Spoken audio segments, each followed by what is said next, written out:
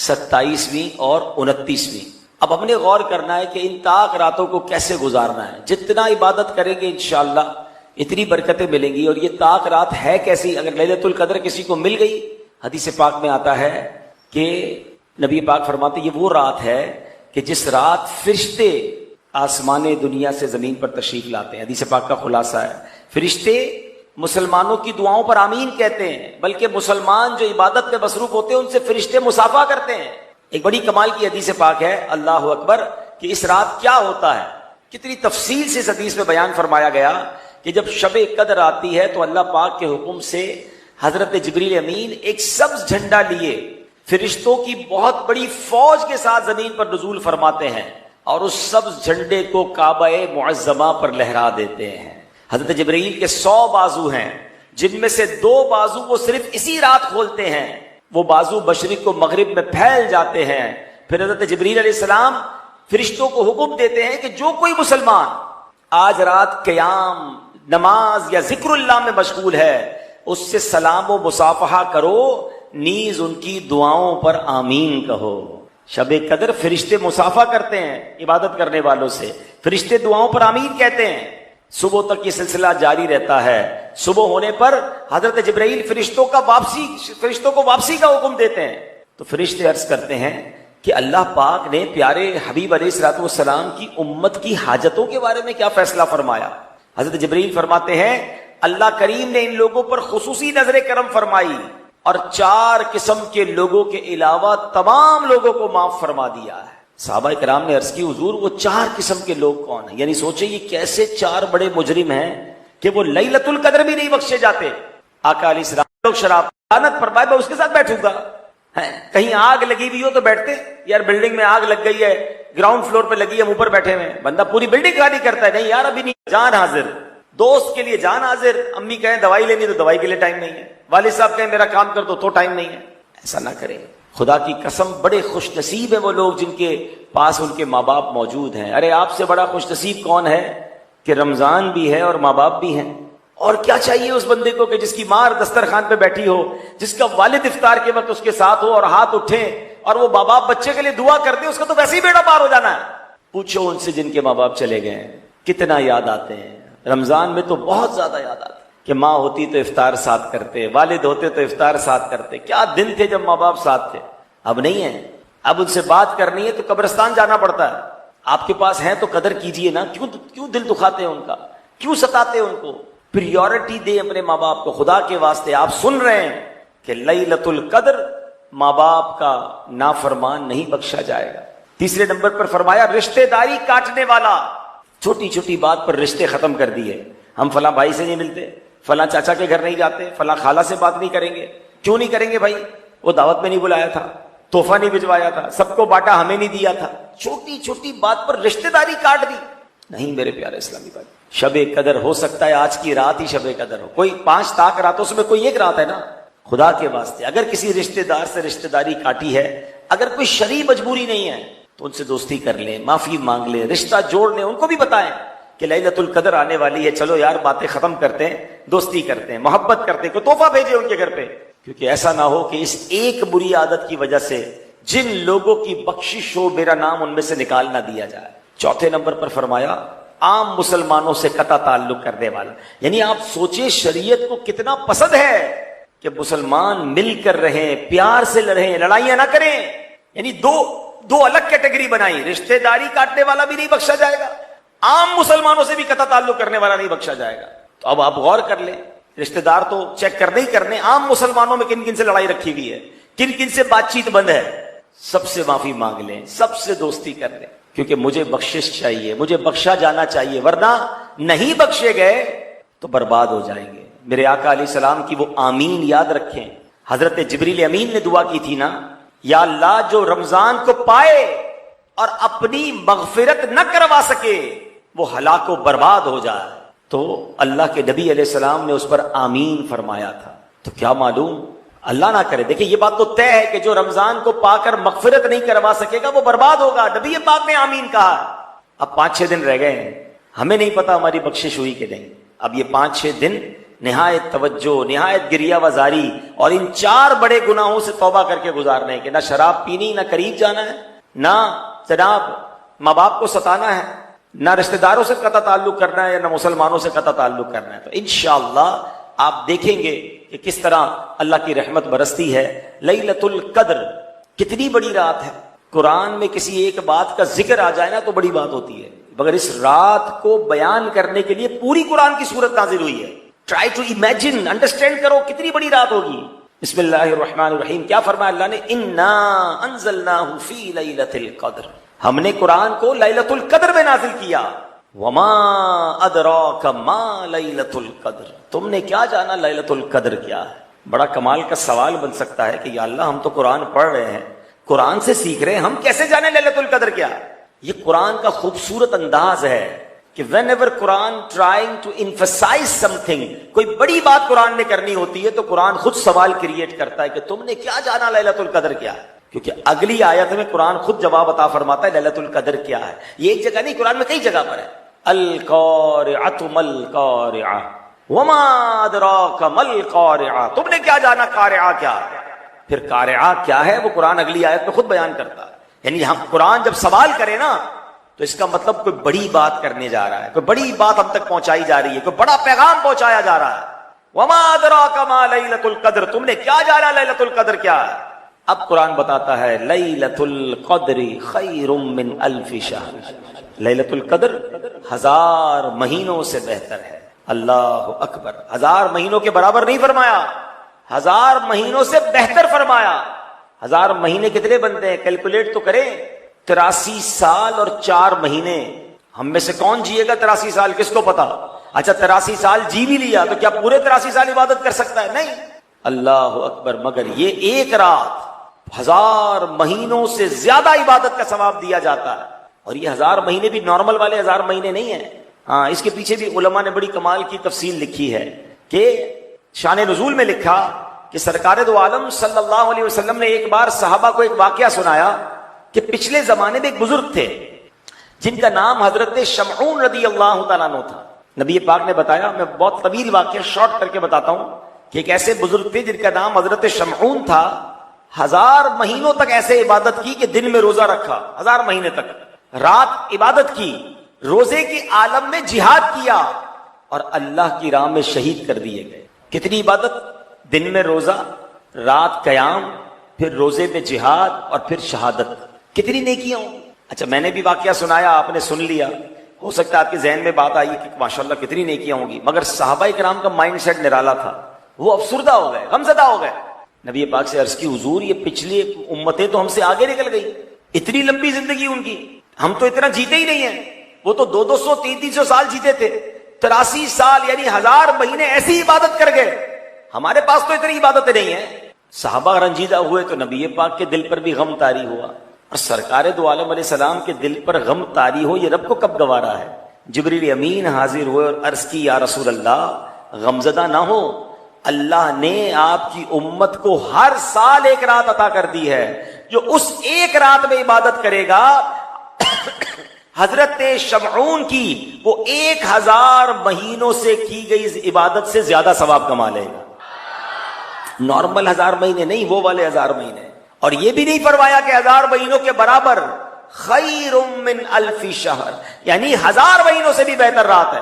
تو سوچو نا یار، ایک رات کو پھر کتنا ٹارگٹ کرنا چاہیے۔ ہمیں کوئی کہہ دے یار 5 راتیں کام کرو 1 کروڑ روپے ملیں گے، ہم کہیں گے یار 10 راتوں پہ کچھ زیادہ ملیں گے تو ہم پورے 10 راتیں کام کر لیتے ہیں بھائی۔ ہمیں یہ بھی نہیں کہا کہ پورے رمضان میں کوئی رات لیلۃ القدر ہے ڈھونڈو، ہمیں یہ بھی نہیں فرمایا کہ آخری عشرے کی 10 راتوں میں سے کوئی رات لیلۃ القدر ہے تلاش کرو۔ کتنا آسان کر دیا کہ نبی پاک علیہ السلام نے فرمایا 5 طاق راتوں میں سے 1 رات لیلۃ القدر ہے۔ تو یار ان 5 راتوں کو تو کتنا فوکس کرنا چاہیے، کوئی اور کام ہی نہیں ہونا چاہیے ہمارا کہ ایک رات عبادت کر لی اور وہ لیلۃ القدر ہوئی تو 1000 مہینوں سے زیادہ ثواب مل جائے گا۔ ایک مشورہ دے دیتا ہوں، ایک رات تو گزر گئی، اب آج رات بھی ہے، انشاءاللہ مغرب کے بعد ہی رات شروع ہو جائے گی انشاءاللہ۔ ہم سب 23ویں شب یہی منائیں گے، جیسے ہی غروب آفتاب ہوگا پہلی نماز جو مغرب کی پڑھیں گے انشاءاللہ وہ اللہ کی رحمت سے 23ویں شب شروع ہو چکی ہوگی، ٹھیک ہے۔ پیارے آقا سے بی بی عائشہ نے پوچھا کہ یا رسول اللہ علیہ الصلوۃ والسلام، اگر میں لیلۃ القدر کو پالوں تو کیا پڑھوں؟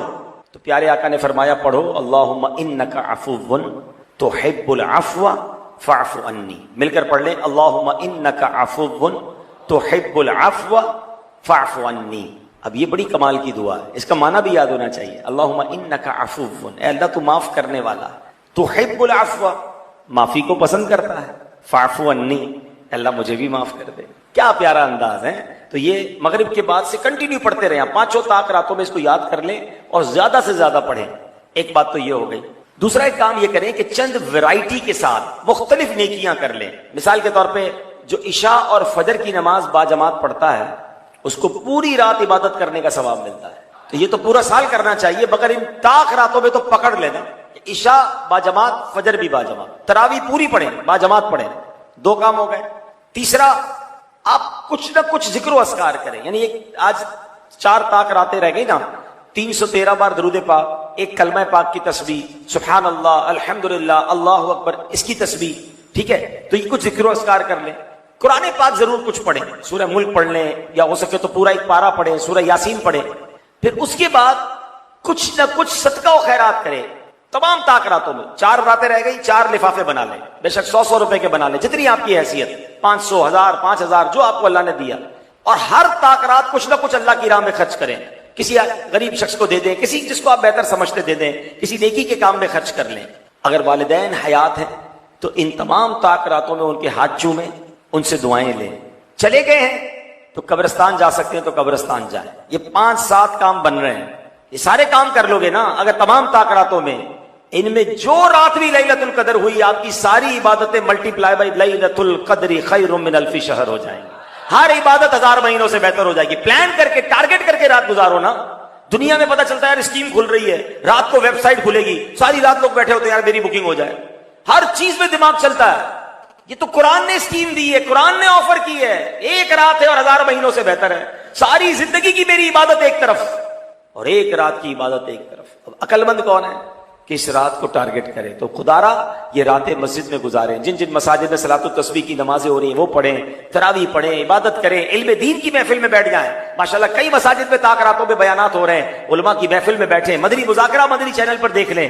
اس سے فائدہ کیا ہوگا کہ رات عبادت میں گزرے گی اور انشاءاللہ وہ رات پھر جبریل امین اور فرشتوں سے ملاقات بھی ہو جائے گی انشاءاللہ. جب آپ عبادت پہ مصروف ہوں گے تو انشاءاللہ ہماری دعاؤں پر وہ آمین بھی کہیں گے.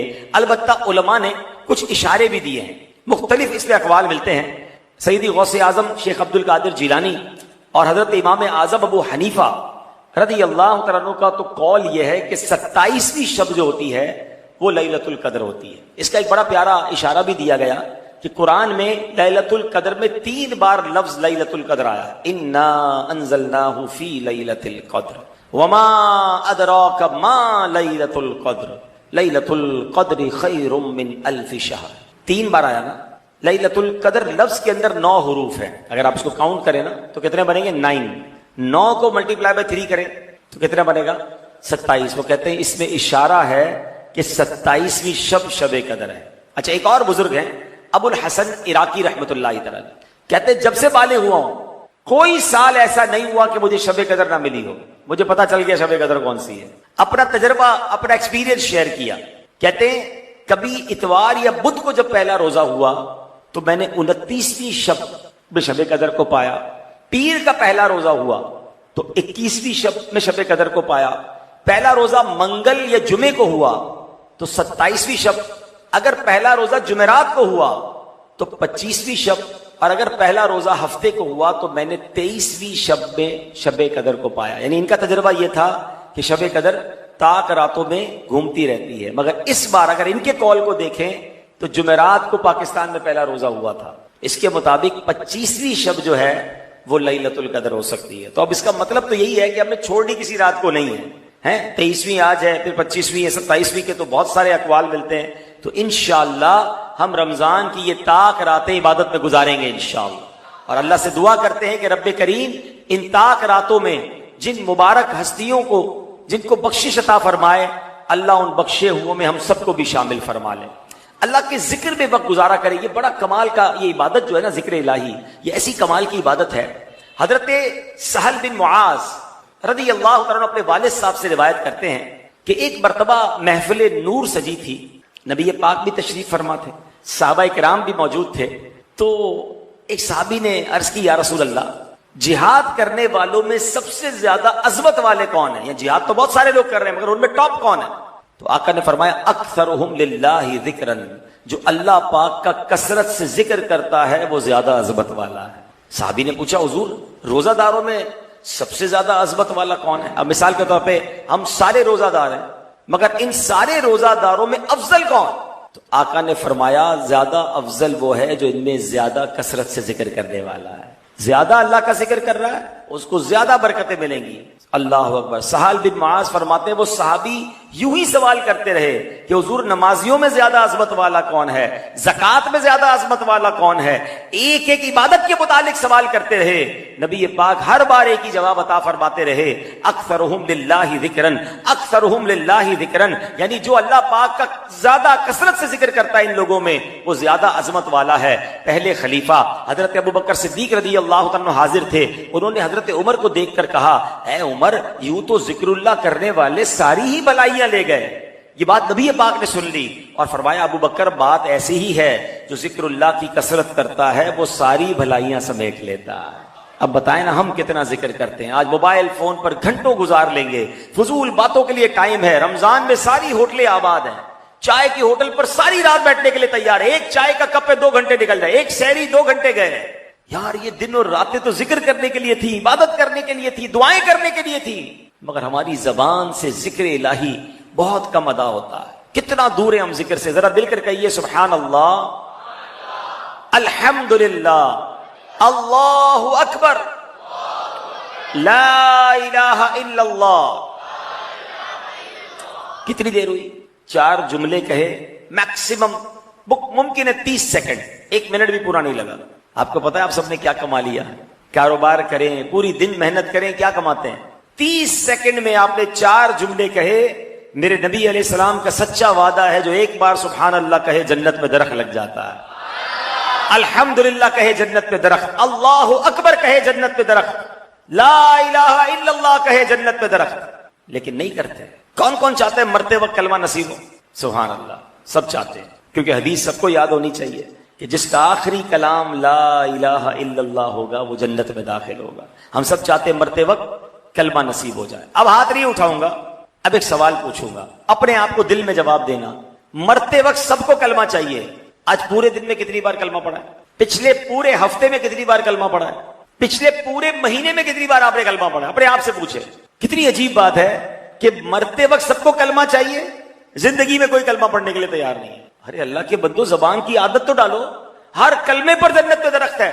لوگ بعض اوقات آ کے کان میں کہتے ہیں حضرت کوئی خاص وظیفہ بتا دیں، کوئی زبردست وظیفہ بتا دو. اور میں کیا بتاؤں بھائی، نبی پاک نے بتایا افضل الذکر، سب سے افضل ذکر میرے آقا نے کیا فرمایا؟ لا الہ الا اللہ. جب بھی لا الہ الا اللہ کا جہاں ذکر ہوگا پورا کلمہ پڑھیں گے، لا الہ الا اللہ محمد الرسول اللہ صلی اللہ علیہ وسلم. لیکن اب سوچیں افضل ترین ذکر میری زبان پر ہی نہیں ہے. چاہتے سب مرتے وقت کلمہ نصیب ہو. علماء کہتے جس کی زبان کلمے کی عادی ہوگی انشاءاللہ مرتے وقت اس کی زبان پر کلمہ جاری ہو جائے گا. اب دیکھیں جن کی اچھی باتیں کرنے کی عادت ہوتی ہے نا، کبھی کبھی آپ نے دیکھا ہوگا موٹر سائیکل پہ جا رہے ہیں، گاڑی میں جا رہے ہیں، اچانک بریک لگا، ایکسیڈنٹ سے بچے، آپ گرتے گرتے بچے. کیا نکلا زبان سے؟ کچھ لوگوں کی زبان سے نکلتا لا الہ الا اللہ، یا اللہ، یا رسول اللہ، یا غوث پاک. کیوں نکلا؟ آپ کی زبان اس کی عادی تھی. اندر آپ نے اچھی چیزیں بھری ہوئی ہیں. اور کچھ ایسے بھی بد نصیب ہوتے ہیں کہ ایکسیڈنٹ ہوتا ہے تو منہ سے گالی نکلتی ہے، ابے پتہ نہیں کیا کیا کہہ رہے ہوتے ہیں. کیسے نکلا زبان سے؟ کہ اس کی زبان اس چیز کی عادی ہے. یہ دنیا کا ایکسیڈنٹ ہے، تھوڑا سا دھکا لگا ہے، آپ کے اندر جو تھا باہر آ گیا.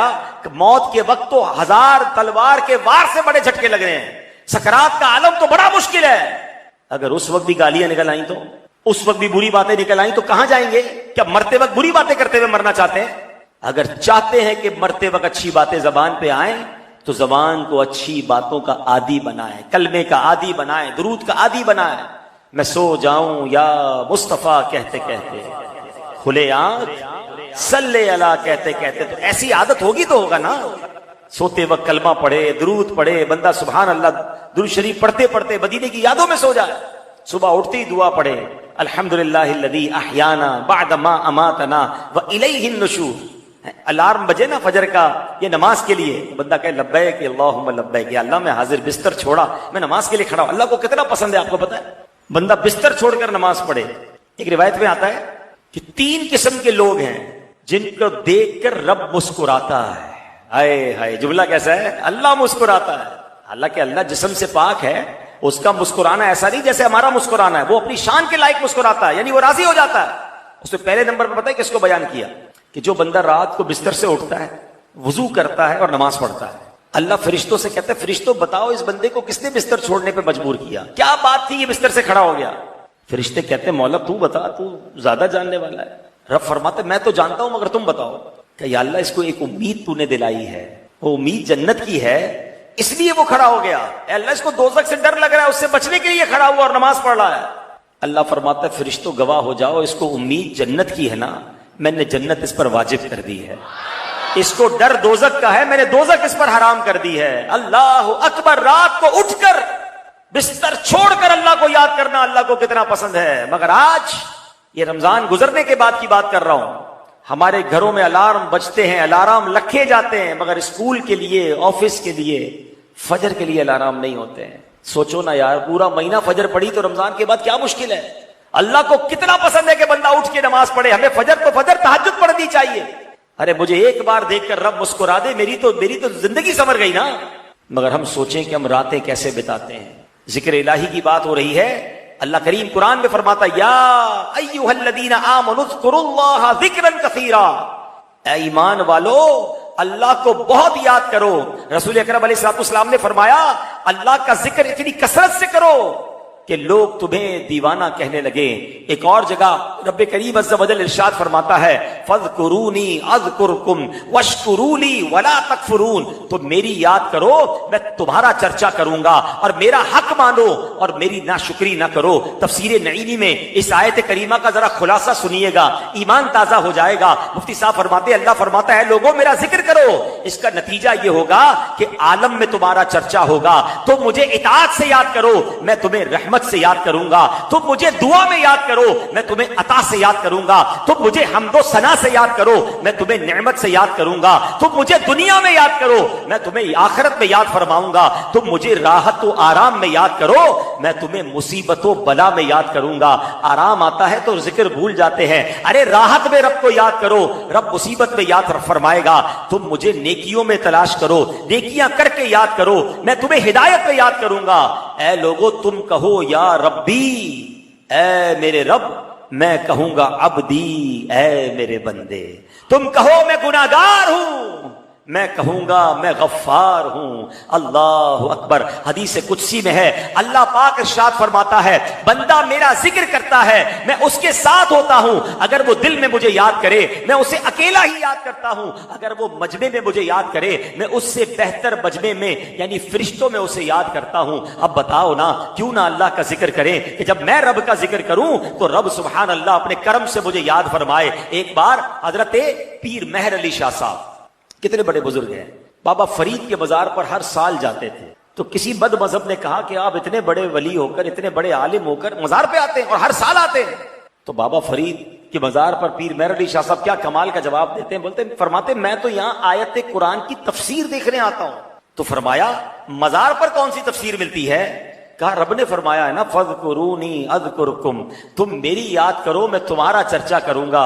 میں دیکھنے آتا ہوں کہ بابا فرید نے ساری زندگی رب کا ذکر کیا ہے، اللہ نے مخلوق کی زبان پر حق فرید یا فرید جاری کر دیا ہے، اللہ نے اس کے چرچے کو کیسا بلند کیا ہے۔ اللہ اکبر۔ تو پتا کیا چلا جو رب کا ذکر کرتا ہے اللہ اس کے ذکر کو بلند کر دیتا ہے۔ ایسے ہی نہیں ہماری زبانوں پر داتا حضور کا ذکر ہے، ایسے ہی نہیں ہم غوث پاک کا ذکر کرتے ہیں، ایسے ہی نہیں ہم جناب امام اعظم کے چاہنے والے ہیں، انہوں نے اللہ کا ذکر کیا ہے، اللہ نے ساری دنیا میں ان کے ذکر کو بلند کر دیا ہے۔ تو اے میرے پیارے اسلامی بھائیوں، یہ آخری دن رمضان کے ذکر اللہ کی عادت ڈالنے کے ہیں، زبان کو فضول نہ رہنے دیں، اور صرف زبان سے ذکر نہیں، اپنے بدن سے ذکر کیسے ہوگا؟ جب میں اور آپ نماز پڑھتے ہیں تو پوری باڈی اللہ کا ذکر کر رہی ہے، یہ پوری باڈی اللہ کا شکر ادا کر رہی ہے، تو نماز کی عادت بھی رکھنی ہے۔ میں رب کریم سے دعا کرتا ہوں اللہ ہمیں رمضان کے بعد بھی 5 وقت کا نمازی بنائے رکھے، ہم رمضان کے بعد بھی مسجدوں سے جڑے رہیں، ہم رمضان کے بعد بھی عبادت گزار رہیں۔ اور اے میرے پیارے اسلامی بھائیوں،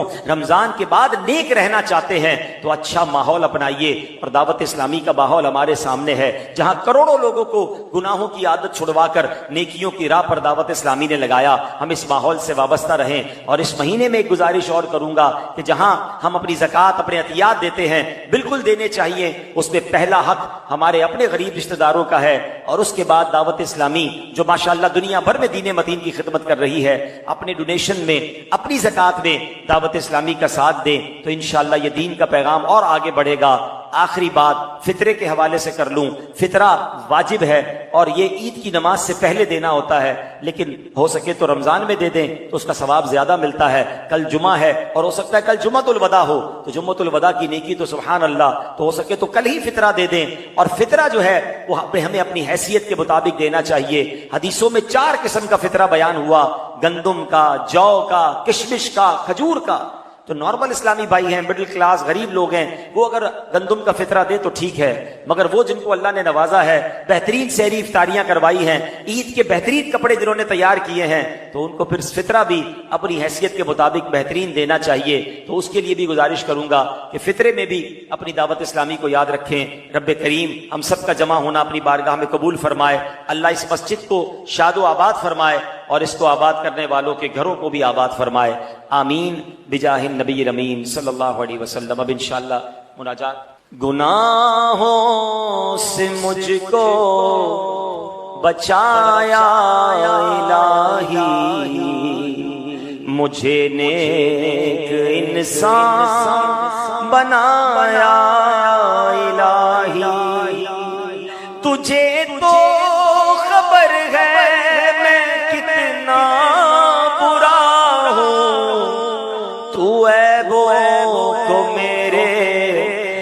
پایا الہی، تو عیبوں کو میرے چھپایا الہی، میں ہر سال آؤں شرف حج کا پاؤں، چلے طیبہ پھر کا فلایا الہی، چلے طیبہ پھر قافلہ یا الہی۔ الحمدللہ رب العالمین، والصلاة والسلام علی خاتم النبیین، اللہم ربنا آتنا فی الدنیا حسنۃ وفی الآخرۃ حسنۃ وقنا عذاب النار، وقنا عذاب القبر، وقنا عذاب الحشر، وقنا حساب المیزان۔ اے اللہ ہم سب کے آج کے روزے کو اپنی بارگاہ میں قبول فرما، اب تک جتنے روزے رکھے، جتنی تراویح پڑھی، جتنے سجدے کیے، جتنے صدقے کیے، اے اللہ اپنے کرم سے قبول فرما لے، ان میں جو غلطیاں کوتاہیاں ہوئی اپنے کرم سے معاف فرما۔ اے اللہ ہماری، ہمارے ماں باپ کی، نبی پاک علیہ السلام کی ساری امت کی بخشش فرما دے۔ اے اللہ ہمیں نیک بنا دے، پرہیزگار بنا دے، رمضان کے بعد بھی مولا ہمیں 5 وقت پابندی سے نماز پڑھنے والا بنا دے۔ اے پروردگار ہماری دنیا بھی اچھی کر دے، ہماری آخرت بھی اچھی فرما، ہم سب کو زوال نعمت سے بچا، عافیتوں کے پھر جانے سے بچا۔ اے کریم تیرے خزانوں میں کمی نہیں، اے پروردگار جتنے ہاتھ اٹھے ہیں تو سب کے نام بھی جانتا ہے، سب کے کام بھی جانتا ہے۔ اے اللہ سب کی جھولیاں بھر دے، بیماروں کو شفا عطا فرما، قرضداروں کے قرضے اتر جائیں، بے اولادوں کو نیک اور صالح اولاد عطا فرما۔ اے اللہ جنہوں نے دعاؤں کے لیے کہا ان کی بھی تمام نیک اور جائز مرادوں کو پورا فرما دے۔ اللہم رب یسر ولا تعسر وتمم لنا بالخیر یا فتاح وبک نستعین، وصلی اللہ تعالی علی خیر خلقہ محمد وآلہ وصحبہ اجمعین برحمتک یا ارحم الراحمین۔